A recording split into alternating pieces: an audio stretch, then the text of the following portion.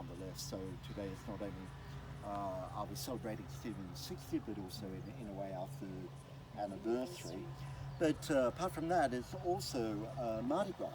Yes. And I've deliberately chosen this shirt to wear today because 25 years ago we went to our last Mardi Gras in the year 2000, and about 5 years before that, Stephen and I always go to quite a, well, we thought we went to a lot of trouble with Mardi Gras, but neither of us had the bodies to actually be able to carry off some of the outfits that other people on the dance floor had. So, but we went to a shop in Macquarie Street that did kind of retro stuff, and we bought these silk bowler shirts, and his said Bill, and mine said Matt, and so we had these matching shirts. So I thought I'd wear it today, thinking about Mardi Gras, because Susie Smith, I think, is probably the only person here who would have been on the dance floor with Stephen and I on a number of occasions at Mardi Gras, and can remember Stephen's very smiling face, and the fact that we always just tried to wear something similar. One year we had T-shirts from San Francisco with slogans, political slogans on it, but Stephen's T-shirt said, "I can't even think straight," and he looked so cute, and the T-shirt was so cute. We got many an admiring glance. So these are the thoughts that that we should carry at Stephen forward. And I think also, to think about the many positive things that have resulted since Stephen's death. It's one of them, as a number of us have remarked about how we've all been brought much closer together in loss and an appreciation of Stephen, and through different family gatherings, through gatherings with friends that we've had, through the musical tributes that we've had. We've now had two musical commissions in Stephen's memory over the last 3 years, and this year, the one that was submitted last year because of COVID, the third Stephen Alward Memorial Music Commission by a composer called Cyrus Moran will happen at the Melbourne Recital Centre in June, and I'll give you the date, and everyone is welcome. And then in May, for the first time, we're now sponsoring a Young Composer Award for a composer nationally under the age of 35, which is being run under the auspices of Willoughby Symphony Orchestra, which is, even though it sounds like a council orchestra, they're actually a semi-professional orchestra, just like the Canberra Symphony Orchestra. And that allows an opportunity for a young composer under the age of 35 in Australia to compose for a full orchestra.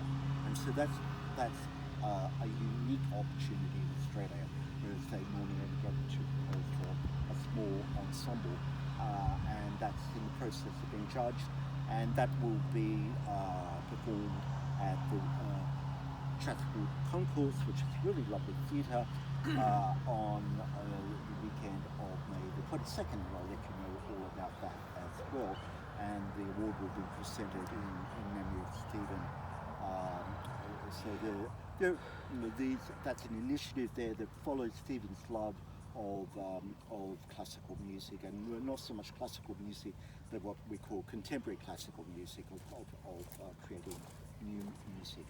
So having said that, I think there's a lot of other very positive things that have kind of resulted, and one very, very positive thing that's happened over the past year is the publication of Susan Smith's book, The Older Boys, and which I think most of us here have read. But within the short space of 3 years after Stephen's death, what Susie's book, The Older Boys, has enabled us to do is to understand to some extent what was happening in Stephen's mind when he took his life. and the deeply rooted reasons of the pain that he was living with that not even I knew, and none of his best friends could understand. And I think how lucky we are to have the resource, in a way, Susie, if you don't mind me referring to you as a resource, has such a good friend who happens to be one of Australia's greatest investigative journalists, who could kind of step in and help us piece together this puzzle.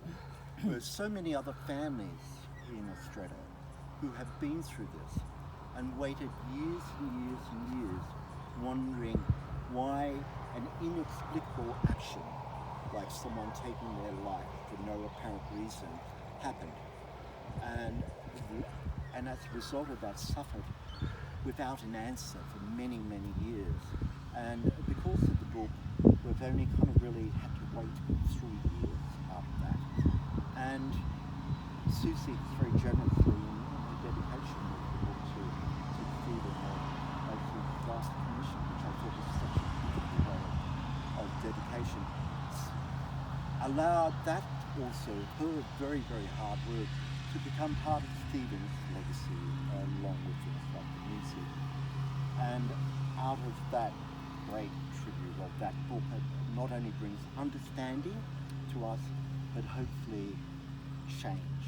That what happened to Stephen and so many other men who eventually the pain got too much and they took their lives many years after, won't happen again.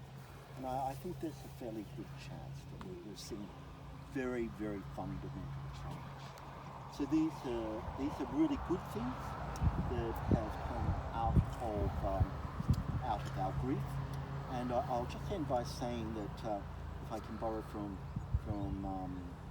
Lisa Sweeney, who last year when we were toasting Stephen's birthday said, Stephen, in a way, and you can qualify this, is the most undead dead person you've ever met, because of the way that the community of friends and family around Stephen continue to keep his legacy alive. So that's a bit more than I wanted to say, but yeah. So we'll raise our glasses, and also thank you so much to Therese and David having us here today. So to Stephen, and happy birthday, Stephen. 60.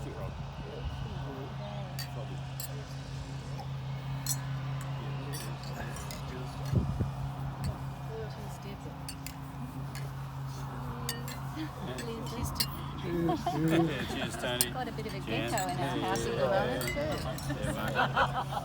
too. Someone else must be close to 60 too, but I might. Here we go. Yeah, you doing? You paid your 60. From David.